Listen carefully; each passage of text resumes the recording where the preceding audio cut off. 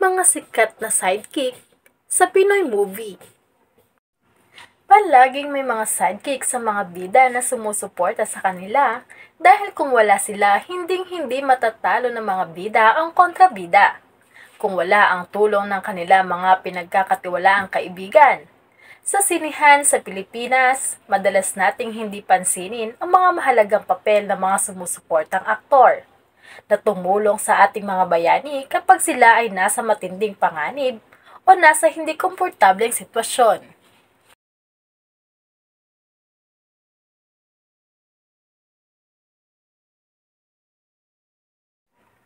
Si Prudencio Valdivia o mas kilala bilang Dencio Padilla o Tata Dens ay isang veteranong artista at komedyante na Pilipino. Si Steven Valdivia ay pinanganak sa Nagcarlan, Laguna noong September 2, 1928.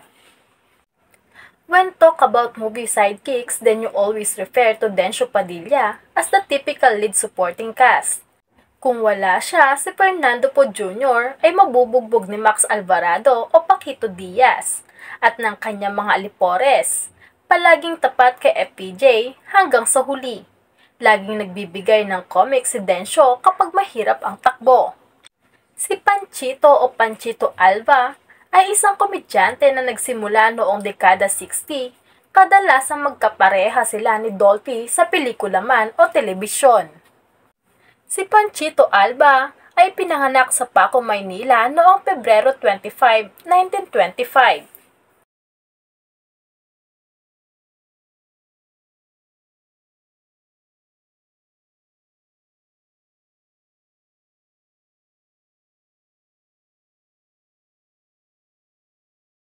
Siya ay anak ng isang batikang magaling na kontrabidang si Etang Dicher.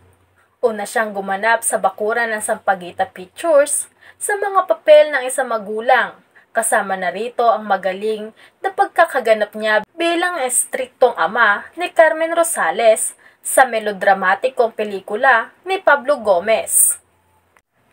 Nag-umpisa ang samahan nila ni Dolphy nang gawin nila ang isa sa matagumpay na pelikula ng Sampaguita Pictures noong 1959, ang komedyanteng Kalabog and Bosyo, na nagkaroon pa ng 3 version noong dekada 80s na sila rin ang gumanap at noong dekada 90s naman na pinangunahan ni Anjo Iliana.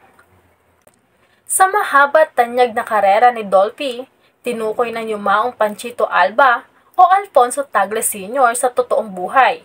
Ang kanyang comics legacy, kung wala si Panchito, hindi maaabot ni Dolphy ang kanyang katayuan bilang hari ng komedya, katulad ng Pilipino counterpart ng Laurel and Hardy fame.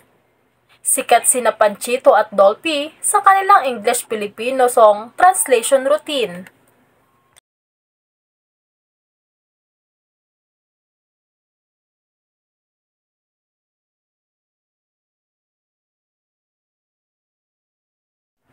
Palito. Ang payat na tambo na aktor na ito, ang yumaong Reynaldo Hipolito sa totoong buhay, ay palaging nasa mapait na dulo ng mga slapstick na komedya ni Dolphy at iba pang mga komedyante. Mahusay niyang ginampanan ng papel ng isang sidekick na palaging sinasaktan ng bida at kontrabida sa parehong oras. Si Pablo Martin Sarmiento, na mas kilala bilang Babalo, ay isang Pilipinong komedyante at artista. Ang kanyang screen name may isang sanggunian sa kanyang mahaba, matalas na baba. Si Babalo ay isa pang Dolphy sidekick na kilala sa kanyang napakalaking baba. Bilang bahagi ng kanyang comedic charm, ang baba ni Babalo ang laging sentro ng lahat ng gags. Natuklasan daw siya nang magsilbi siyang driver ni Panchito, kung saan kilala ang likas niyang husay sa pagbibiro. Nagdebut siya sa palabas na telebisyon na Buhay Artista at mula noon ay nagbida siya sa hindi mabilang na mga komedyante sa mga pelikula.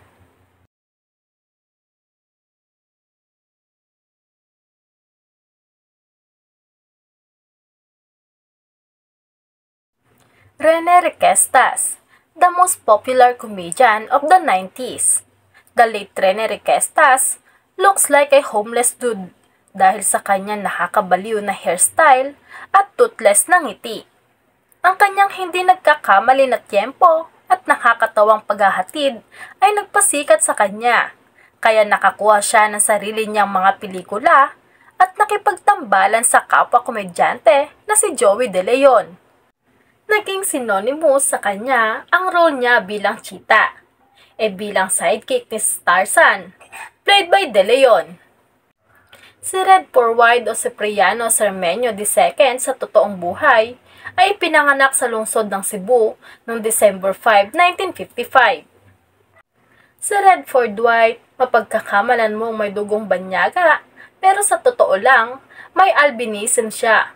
Cipriano Cermeño II in real life.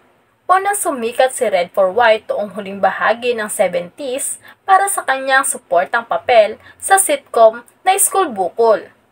Para sa natitirang bahagi ng 1980s, nakapuntos ng mga hit na komedya na nagtapos sa kanyang pakikipagsosyo kay Eric Quezon sa Body and Soul.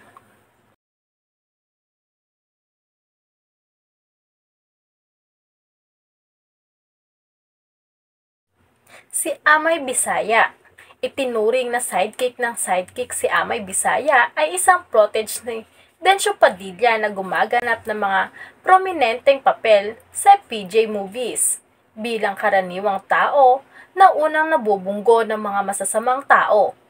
Kapuri-puri ang kanyang matinding katapatan sa bayani sa kabila ng napakalaking pressure na kanyang pinagdadaanan.